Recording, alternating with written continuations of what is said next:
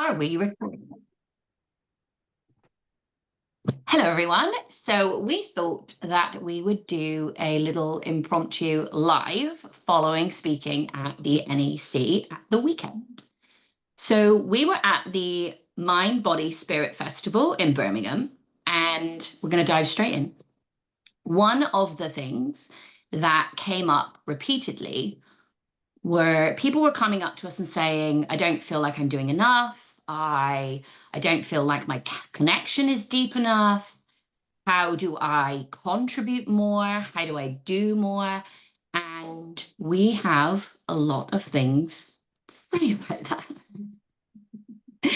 Shall we open up the floor? Karen, do you want to contribute or kick us off?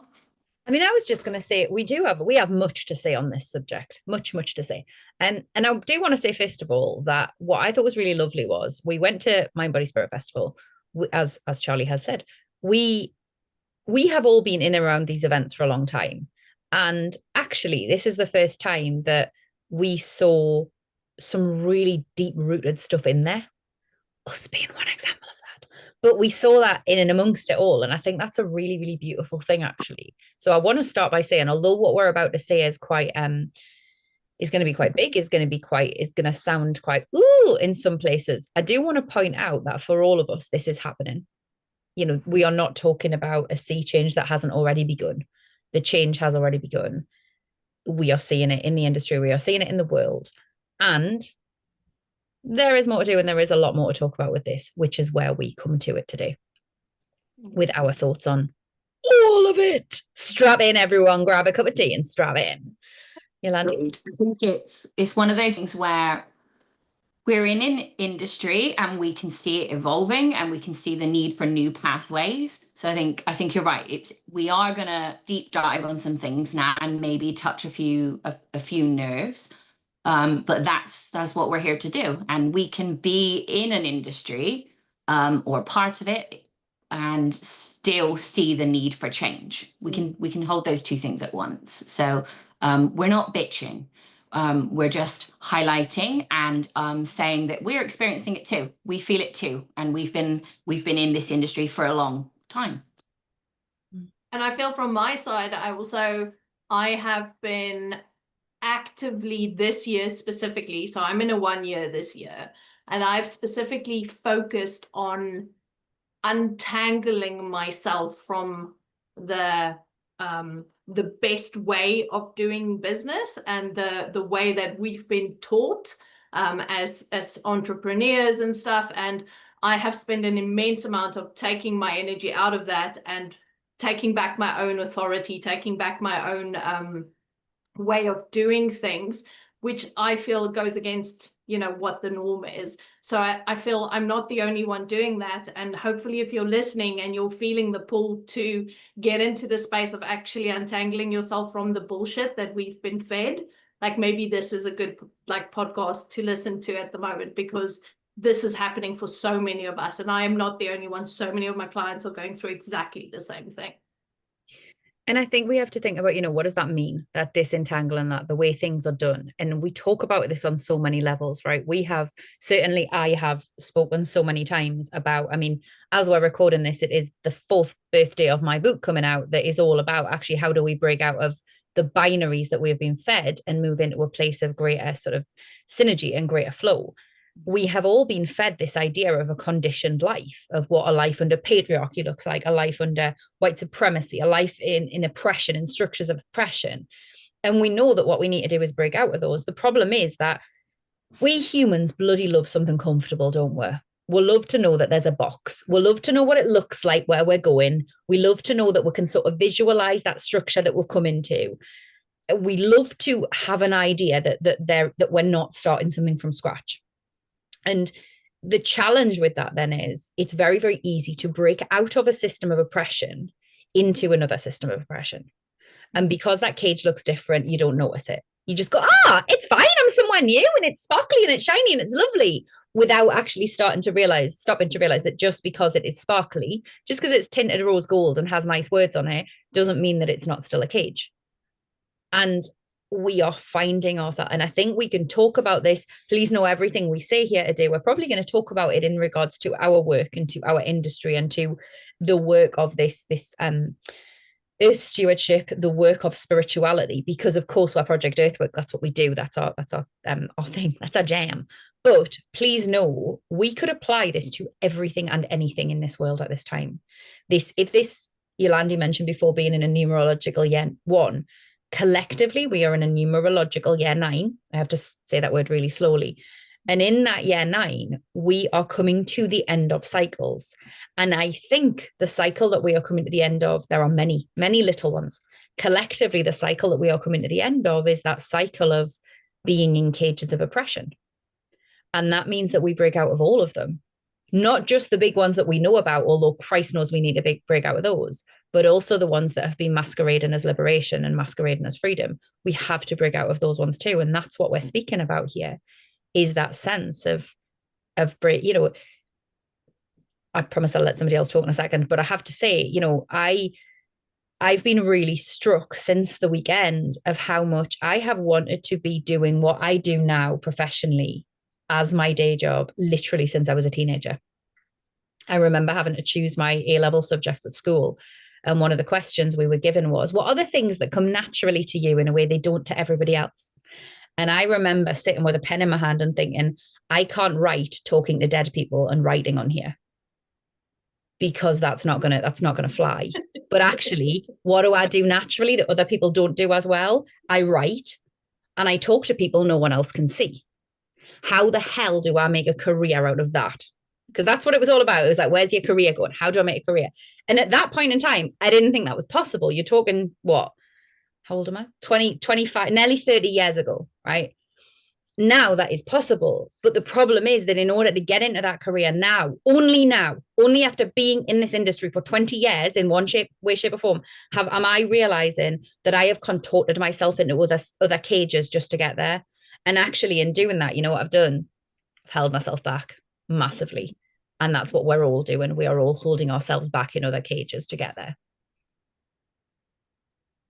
Yeah. Mic drop.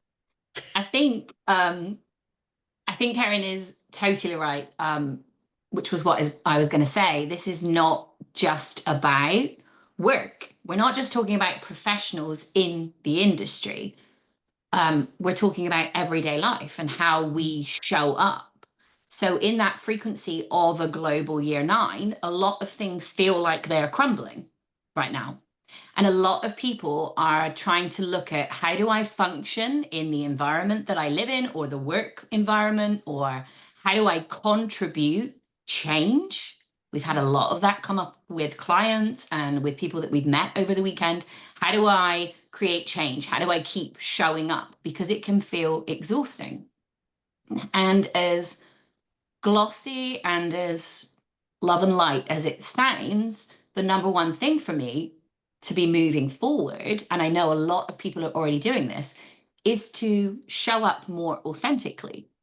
So that comes to how you show up in business, that comes to how you show up to the world on social media, how you show up with your voice specifically, how you show up in your communities, at the dinner table, because we won't go into the science base and the frequency base of authenticity today. We don't need to, but that's what we need. And by being authentic, whoever you are, whatever path you're walking, that then will open up the new pathways that we need for this year 1. And that's the thing that I keep coming back to. I've spent a lot of time since the weekend, and my inbox shows me I'm not the only one who is going, how do I create the things I want to see in industries and places and spaces that are maybe not ready for that yet, or maybe are in that transitional gooey phase? How do I do that? And that's not easy. So I'm taking it, especially as it's winter, I'm taking it in the most simple form of each day, how do I show up more authentically? How do I show up today authentically for me? What do I create authentically? And I mean, we could be talking about baking a cake or what food you want to eat. It doesn't need to be, how do I create a business? How do I create a service or a structure? But in that respect of business, we've talked about this a lot on Friday night until 2 a.m., to be exact, is business-wise, this industry has this pattern of fake it till you make it, of pulling the wool over people's eyes, or not speaking in riddle and rhyme so it sounds pretty, but it doesn't have roots. The flower is there, the roots are lacking. And that is an issue. I think for me personally, it's things that we see in the business industry where, specifically, I'll open this up because I've talked for too long. We've seen a lot of people not being honest about how many clients they get, or how they work, or what their timetable looks like, or their income, that we need to stop, because it's creating unrealistic goals and outcomes, and that false need or belief that we need to contribute in the only examples that we are being given online at the moment. Yeah.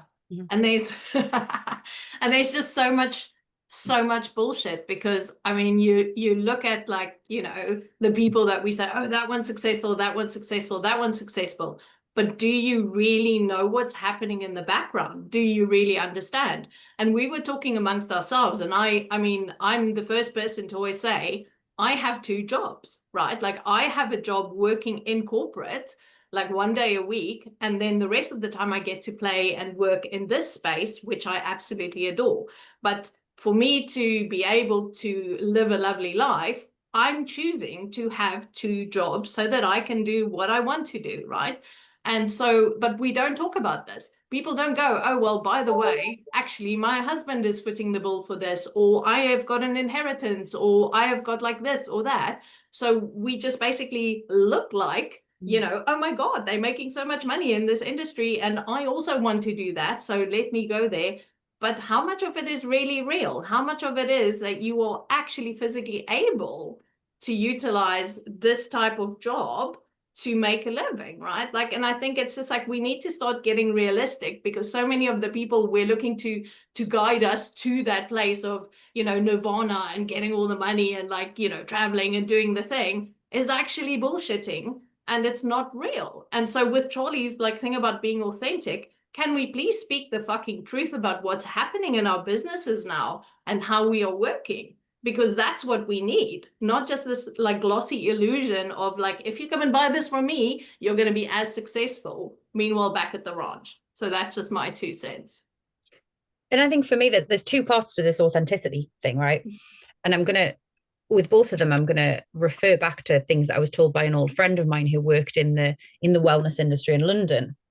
And she's not in my life anymore, but I always remember a friend of hers once put in a post online that was a video that was hashtagged authentic. And it was this woman talking about her sadness or the grief she was feeling or whatever. And in order to show her authentic grief, she had set up a time-lapse camera in front of her sofa for an entire day and videoed herself for 8 hours in a blanket. Sometimes she was crying, sometimes she was sleeping. Like, right. As a qualified therapist, let me tell you first off, that is not in any way a thing that is healthy for you. If you want to do it, you do that, but it's not necessary. It's also like, this is not what we're talking about with authenticity. We are not saying you need to show the warts and all of you. Yolandi and I are, human design wise, we are 3-5. And I was actually reading the other day of what a 3-5 profile line should do to show authenticity, you know, to show their learnings without appearing like, because our thing is we learn through trial, we get things wrong, and then we come out the other side with wisdom to share. And I was looking into this, and basically the gist was, you know, I was saying my worry is if I share it when I'm getting things wrong, I look like I'm just a bit of a fuck up. And what basically, I was talking to ChatGPT about it, as we do. And what ChatGPT said was, don't share it when you're at the fuck up stage then. What you do is you go through it. And when you get to the, oh, I've integrated this, I get it. Then you're able to go, let me show you what I did. Let me tell you what I wish I'd known 6 steps ago. Yeah. If we are showing if we are sharing authentically in that place of, I've got no money, and We're not gonna, that isn't empowered. No one is saying you have to do that. If you want to, if it feels right for you, cool, do it. What we are saying though is you share at the other side of it. You share when you've integrated that enough to not, for it not to feel stingy and it not to feel like fresh flesh that's going to be sliced open the moment somebody sees it. But the other side of this authenticity is we have to tell the truth about ourselves. And I'm aware in some senses that looks like a contradiction in terms, but I really implore anyone listening to this to sit with what we're saying and to look at what the line is, to look at what the balance is. And it may be different for all of us. You know, I have long said, again, if I go back to thinking about that wellness industry in London, I vividly remember a conversation where said friend said to me, Ceryn, you would not believe how many of the people here who are talking about their successful businesses actually have partners who are making an awful lot of money or are being bankrolled by a significant inheritance. Now, let me be very clear when I say I have so many clients who it took me 10 years to exit. Yeah, 10 years to exit the corporate world from going, this is the job I want to do. I want to work for myself. I want to do this. I was still working part-time in corporate for another 10 years. And it is only in the last, where are we? 3 years that I have worked full time in this industry. I am on my own. I do not have a partner to pay the bills. I do not have rich parents to pay the bills. I am on my own. I think, please somebody tell me if I'm wrong, the only person I know who pays all of their household bills from this industry. And let me be very clear when I say I am not thriving. Like, I'm not sitting here going, there's a brand new Merc on the drive. Excuse me while I pick up my Dior handbag. This is a Primark jumper that I bought last year. Like, I'm really worried about how my car's going to get through its MOT next year. But none of this is, I'm not suffering. I'm not, you know, it's okay. Mm.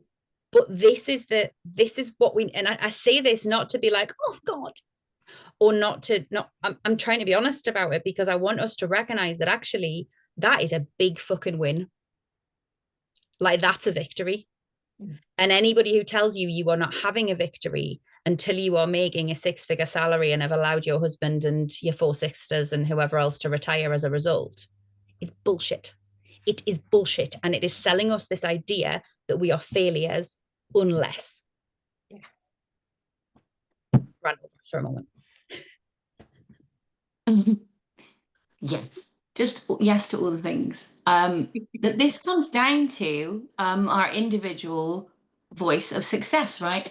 It's in my book, chapter 6, out next week, just saying. That was fucking plug it, baby. That was totally unplanned. It comes down to an individual voice of success. So I often think, like, as we're in this authenticity vulnerability share, I often think that people look at my website or social media or my offerings and will probably think, well, she doesn't have anything to say. She doesn't have the information or the research or the knowledge to throw out offerings as frequently as other people in the industry do. But what you don't see is that I home educate. So yes, my husband's income pays the bills. That's no secret. But 90% of my time is spent with my children in a whole other realm. So when I do share, it has to come from extra time that I've found and a potency and a depth where I almost have no choice. I might write something at 2 o'clock in the morning because it's the only time I've got. But if it doesn't come out of me, it's going to fester and then I become a nasty bitch. Because I'm not doing the other thing I was sent here to do. And then, oh, hell breaks loose. But I think it comes back to being authentic, but understanding what your own version of success looks like. Mm. What that comes in hand with what your own version of abundance looks like. Because we've been sold this high gloss, high end version of abundance, and that doesn't fit everybody. And we don't pause for long enough to look at it and go, okay, what does abundance feel like to me? What does success at the end of the day feel like? And again, as Ceryn said, we then underestimate and cast aside the fact that we have full bellies. There's food in our cupboards. We have a roof over our head. Our bills are paid. Example, we don't have a car at the moment. my husband was in a car accident on Thursday night, just before we left for the NEC, as I was wrapped in a towel packing my bag. He is fine for anybody who is He is worried, fine, just to be yeah. clear. Yes, for the world of YouTube and Substack and all the places this will go, thank you for your concern. He is fine. We don't let him leave the house without a bundle of protection. So, but we forget how easy that is, right? To go out on your drive, put your keys in the car and go somewhere. We forget that that's a win. We forget that having a home, having friends, having someone we can pick up the phone and communicate our feelings with without having to pay someone to listen or without having to sit with it on our own is a gift. It's a form of abundance and a definition of success that we're overriding. We're just considering that normality. But 100 years ago, everybody would have been like, well, what do you mean you've got a car? Or like, what do you mean? Like, what do you mean you have 5 horses? Like, I've only got 1. Like, there's a whole thing there that we are being sold a false sense of what success is in the industry, outside of the industry, in the world. And maybe this year 1 is going to strip us back to basics for us to look at what it means to us, because those are the roots of how we become more authentic and how we communicate more authentically. Yeah. And I feel like, you know, if there's one thing that I feel is important, it's that, like, there's so much pressure, and especially in our industry, it's like, okay, so you have to look a certain way, you have to make a certain amount of money, you have to, like, whatever it is, right? But the fact of the matter is, we don't all have to do this full time, okay? We don't all have to be this full time, right? Like, it's just like, so for me, I make a big difference on a Monday when I am busy, you know, like doing the accounts and like sorting out all the admin and having discussions about the strategies and all of that type of stuff. That's a huge difference. And I take my light into that business. And because of that, things are shown and things are actually, you know, like things are changing in the business. And so it's like where is your light needed as well? Because sometimes I remember when I first started and I was like, I need to do this new job of like doing this. And I was just like, oh my God, like, you know, maybe I should go and be a Reiki healer or whatever. And it was like, and that's the first thing I studied. And then I tried it and it didn't work. And I was like, oh my God, like, I'm not going to make a difference because I know I'm a light worker and I have to save the world, right? And it's like sometimes that's not what is needed. Sometimes you don't have to go and make a business out of the energetics of like being connected to divine love, right? Like, it's just like you take it into every moment and you can utilize that energy that you're bringing in and all that love for the earth, for the people around you. Like we keep saying, it's about community. What happens in your house? Like, what are you doing in your own household? Right? Like, it's like, it doesn't have to always be a job that's making 6 figures. It can just be something that you want to do, and you take all the fucking pressure off yourself to perform in that industry, and you actually lead a well-balanced fucking life because you're not putting all the pressure on yourself to be the next amazing healer or whatever it is, right? Like, I feel like there's such a distortion because I can only like bring my light if I am a healer or this, but fuck it, it's not the truth, right? I think And the world, I was going to say, I know that Ceryn talks about this a lot, and I know there's a book in the pipeline specifically on this kind of thing. No pressure, but get it done. no, I'm excited.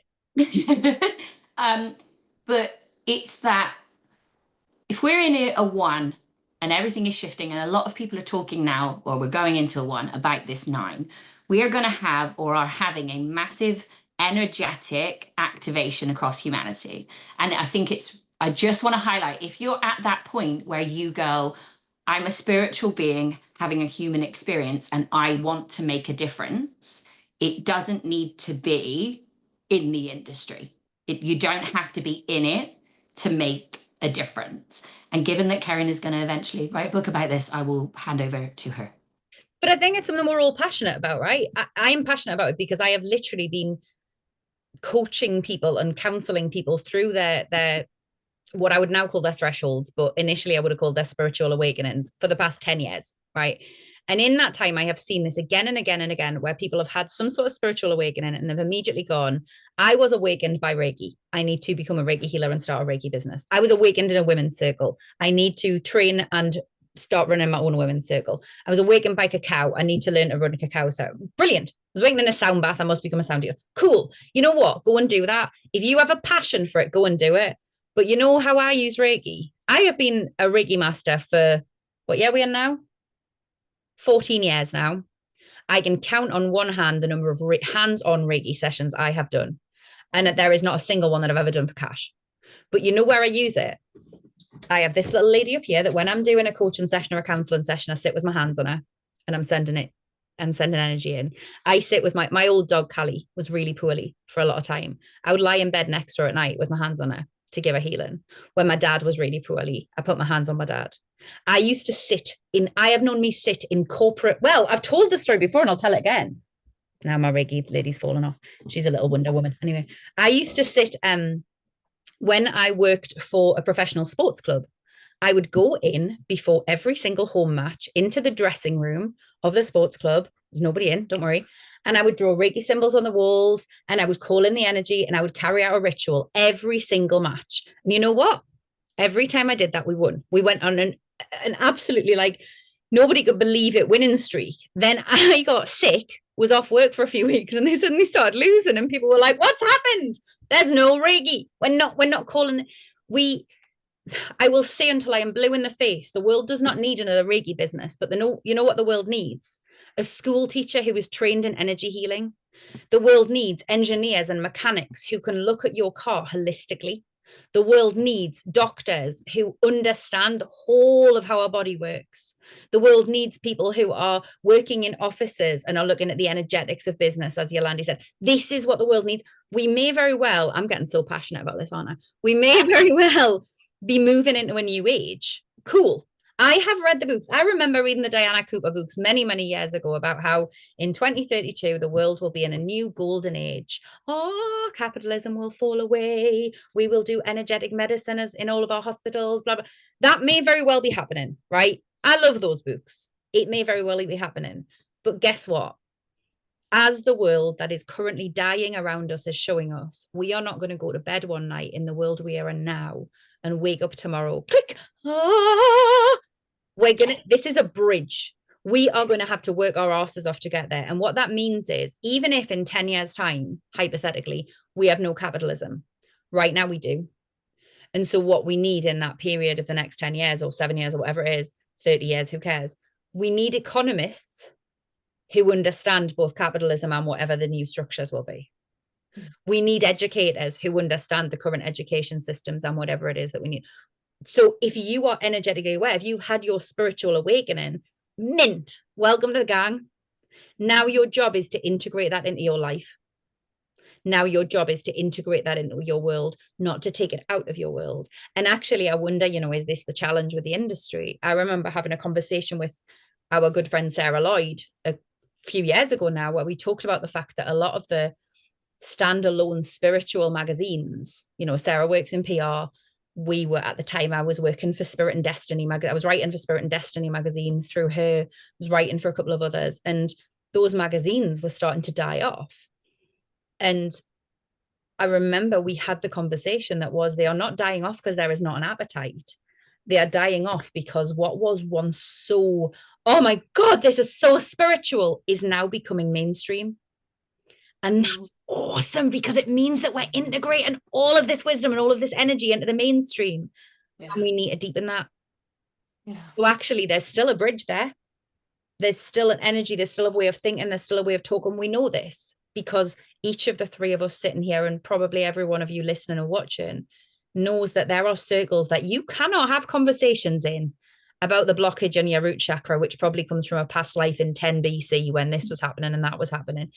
We can't have those conversations with everybody. We all know that if you say to the kids that your kids go to school with, oh, don't worry, what my little Johnny does is he calls on the spirit of his granddad who walks beside him every single day, and he knows that he'll be safe with that.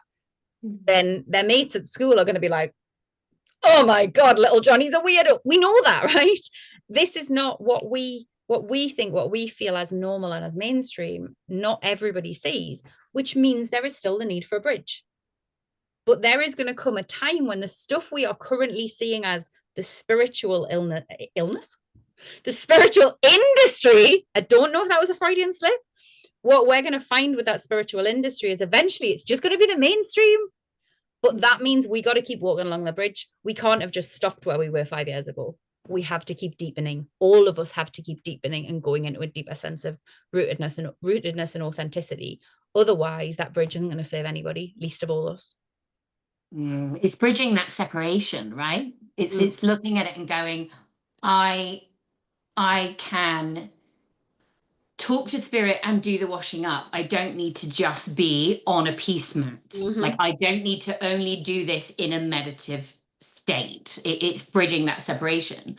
I think the other thing for me is highlighting that there are going to be a lot of people who financially, possibly, or physically can't train. So you have that activation and you go, I want to learn about Reiki, or I want to do this, and financially you can't get there right now.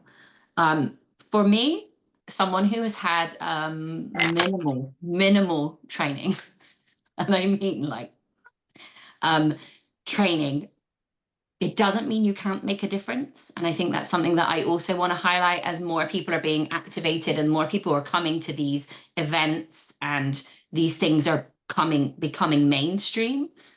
Yes, there is a level of integrity and professionalism and energy exchange that is needed, but you can still make a difference without becoming a Reiki master, or you can still make a difference without going and studying Second, or whatever it is that you want to do follow the breadcrumbs. And that might begin with books or however, but don't let the common paths fool you into thinking that's the only way, because what we're seeing and what we're here to create are new pathways for humanity. So I think that's another way that we stop that separation between I can only do it here on this day on a full moon with all of the tools. As I always say, our ancestors did it with a stick and some mud and a puddle. Like, there was no running water. They could not afford salt. So don't let it fool you if you can't see or have access to the current pathways there are. Make a new one. And it's interesting because I was like this weekend, I was having a discussion with my son, and he was saying about like people moaning about the patriarchy and stuff. And I stopped him and I said, okay, well, I know you guys are all like going the patriarchy this and the patriarchy that. And I was just like, so what are they doing? And he looked at me and I said, what do you think I'm doing about the patriarchy, Ben? And I said to him, you know what I'm doing? In our house, I'm encouraging you to be yourself. I'm encouraging you to embrace your emotions. I'm encouraging your dad to speak up and like have like proper conversations. And I was just like giving him basic examples of how I am fighting systems that I don't like, how I am creating a bridge, how I am like exactly what you guys are saying. So the thing is, as much as we don't like the systems, as much as we are looking at these things, start in your household. Start with the people who are with you and start treating them like you want them to not be in a patriarchal system. Make your household a non-patriarchal system. Make your household a place of energetic movement and like, you know, because my son will come, and my husband last night, he's sick, he's like, give me some Reiki. And I'm like, cool, I'm going to give you some Reiki. My son will be like, Mom, my arm's sore, give me some Reiki. That's how we start making the differences, right? Because that's commonplace in my household. My husband will be like, can you please grid the house? I'm feeling a bit shaky at the moment. Cool, let's go grid the house. So I'm bringing all the skills from my spiritual business into my family, into my household. And this for me is the place where I feel like, you know, if I can teach my son that, like, this is what you need to tell your friends, tell them to start making a difference in their household, to speak to their parents, to actually start to do this, because this is where we facilitate change from. yes, there are certain people who are going to be the big ass activists who's going to fucking strip shit down. But so many of us are starting at the grassroots, at home, in your own fucking kitchen, start the changes. And that's what, like, for me, it's really like important. And I'd go even one step further than that. Start with you. Yeah. Like, we can't do any of this until we start with us. We have to start with that deconditioning, whatever we want to call it. We have to start with us. And with that thing of actually having the real courage to sit with yourself in a dark room. You know, why are we afraid of the dark? I've been, over the last few weeks, I was told I needed a journal every day with the dark. And so that's what I've been doing. I've literally been writing at the top of a page every day, something along the lines of, hello, darkness, what have you got to share with me today? And one of the very first things that came through was, you are not frightened of the dark because of what is hiding in there. You are frightened of the dark because you can't see it. And what's more, when you do start to see it, you are frightened of what you see, not because it's a monster, but because it's the truth. And what we see when we sit by ourselves in the dark, what we're afraid of is not the things that go bump in the night. It's the things in us that the light manages to hide from us. It's the things in us that the light manages to distract us from. And in a sense, this is the challenge that we have when we start thinking that the pathways to spiritual enlightenment are only one way. When we start thinking that the only way to prove that we're spiritual beings is by having a 6-figure business and a fancy photo shoot on a beach and wherever, then what we're doing is we're putting this thing out there that says spirituality looks like this. But actually what we're doing with all of that stuff is we're just distracting ourselves from what is within us. I am a practicing witch. For me, the sacred has always been about me, this body, and its connection with everything, with the earth, with stars, with the ancestors who've gone before, with the ancestors who will come after, with the other versions of myself and those ancestors that exist all through time and space, with everything and everyone that there is, was, has ever been, and will ever be. It is my place in this great tapestry of everything. It is not only the things that shine in the light. It is not only the things that know how to say a certain sentence. We need, yes, there is a sacredness, in the same way that I wouldn't want somebody who doesn't have a brain surgery degree to do brain surgery on me. Also, I wouldn't want to go to space on a rocket designed by somebody who has taken, I don't know, GCSE physics and never gone any further. In that same way, yeah, there are absolutely levels of understanding and levels of initiation that we need to move through in certain ways.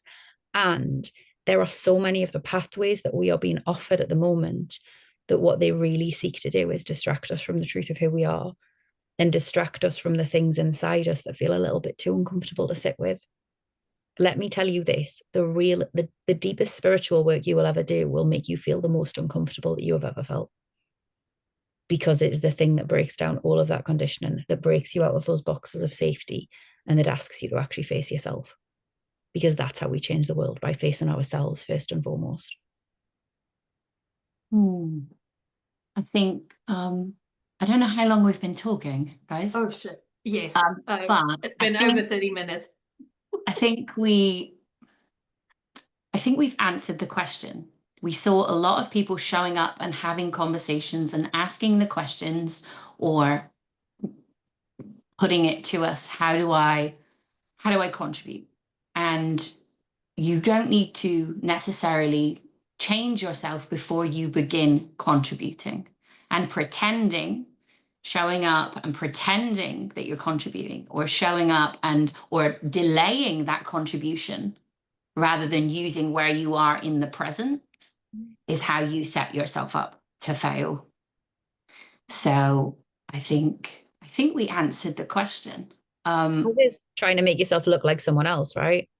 Oh, I've seen this person out there. She wears, I mean, how many, we joke. We used to joke. I remember 10 years ago, the business I had 10 years ago, we used to joke about the fact that we obviously couldn't be spirit. It was around the time that, what's it called? That type of yoga where Kundalini yoga was around the time Kundalini yoga was really big, and everybody wore white and had white turbans because that was the Kundalini yoga thing.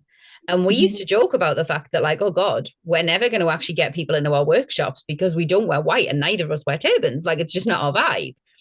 And now we still have these jokes on different things, right? We joke regularly, don't we, about the fact that I mean, when we rocked up to the workshop on Saturday, we all dressed differently. We wore different things. None of us necessarily, and actually what was really lush was when you looked around the whole place, everyone was dressed differently. If you'd looked there 3-5 years ago, everyone would have been the same. They would have all, I am telling you now, they would have all been in pink caftans. And if we had gone back another I still 5, like 10 a pink years, caftan, I'm you just do saying. still like a pink caftan. But that's authentically you. That's not, you're not doing it because everybody else does it. If we'd gone back 5-10 years before that, everybody would have been in white with white turbans, because that's the thing. We don't need to dress like everyone else. We don't need to do what everyone else is doing. We get to be us. Sorry, Charlie, I interrupted you. No, you're good. I got passionate about the caftans. We get to be us and who we are now. I think we forget that we are making a change just by.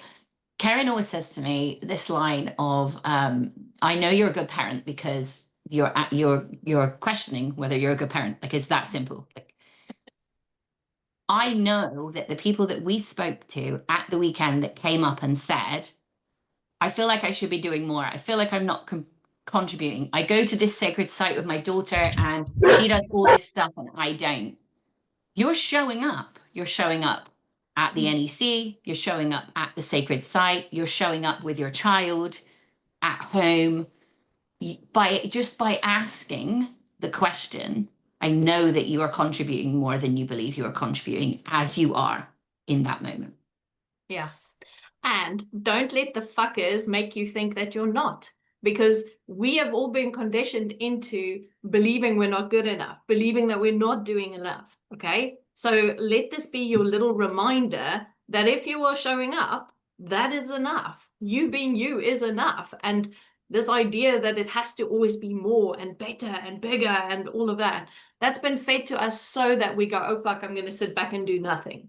Okay, so rather participate in whatever shape or form, but show up, however that looks, because you sitting back is stopping us from changing and getting over that bridge, like Karen said earlier on. So fucking show up in whatever way feels good, looks good.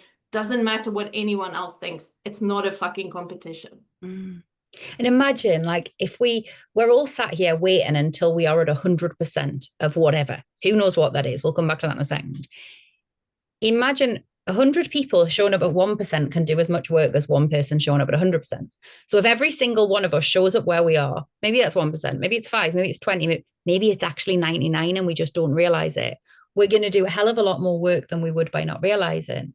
You know, we were talking before about, I was saying, I had a client last week who was telling me she had massive imposter syndrome and she couldn't start the work that she wanted to start because she had huge imposter syndrome. Lagatha's just popping in and say hi. And I sat there and a few days before I'd seen an Instagram post where somebody had like listed her experience in this business.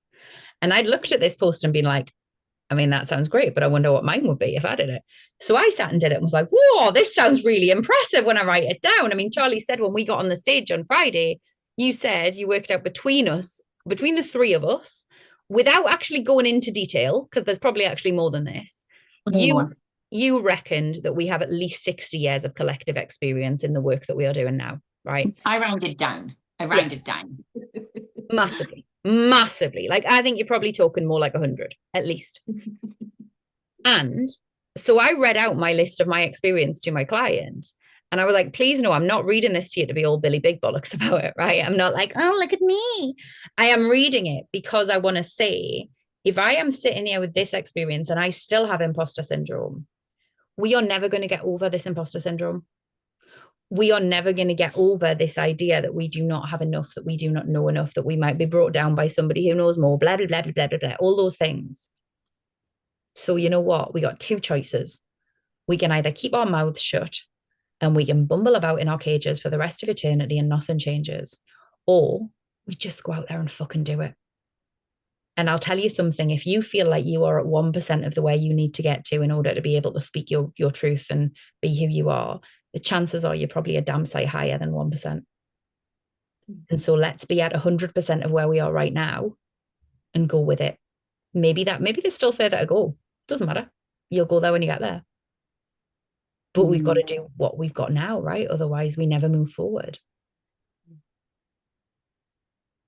We closed our circle, our activation on Friday, welcoming everybody into the fold. So this transmission, this spilling of the tea, is exactly that. And we're not saying we don't feel it too. We're not saying that we're not right there with you. So however you find this audio, this video, whether it's a clip, welcome to the fold. It's time to move forward and make that change and open up those new pathways that we want to see. What were you told the other day, Charlie, when you were asking about this? The line you were given about is this industry ending? If you don't mind sharing. And you were told something. No. So Spirit said, and I'm going to paraphrase, and it probably won't be as poetic as it was, but I did put it in a post somewhere. Spirit said that this is not, it's not the ending that it might seem, but the opening, and the reason that we were born, the reason that we were called forward. So it's time to make some change, people. It's time to kick up some dust and move into that energy of a one. And are we going to get it wrong? 100%. Yes. Yeah. We wouldn't be human. They wouldn't be 3 5s. I wouldn't be 5 1. Like, we're going to get it wrong. But the point is that we try. It literally, the only thing we can get wrong is not trying, is giving up. 100%. Nice. Thanks for tuning in. I think that's us then. 45 minutes later, I think we said what we needed to say. But before we go, there's two things that we need to remind you of. We will very soon be, all three of us, heading into our little winter cocoon. So I think we may be back to do some sort of live activation in December, perhaps, but otherwise we will be back to our winter cocoon. But there are two things we want to remind you of. The first one is that next June, we will be gathering in Glastonbury for the final time for the foreseeable future for our workshop, the title of which is now on the website, and it is called something like From Soil to Starfire and Avalonian Rebirth. If you're interested, check it out. The details are in the show notes. We've only got a very small handful of places left, but we would love to see you there and join. Six places left. We would love you to join with us. We will be going out on the land. We will be talking together. There will be energy activations. There will be voice activations. There will be magic. We will be going to some sacred sites, and it will be amazing. The second thing I want to remind you of, as has been alluded to previously in this video, is that Charlie's book, In Devotion and Rebellion, is out at the end of November. If you are watching this before the end of November, get your pre-orders in. If you are watching this after the end of November, buy it. I have read it. It is very good. That is that. We can't wait. So yeah, we'll be under my bed for the foreseeable. So if you could all read it soon and quickly, that'd be great, so I can come back out. Talk about stepping up and doing the thing, Charlie. Poster child. We can do hard things.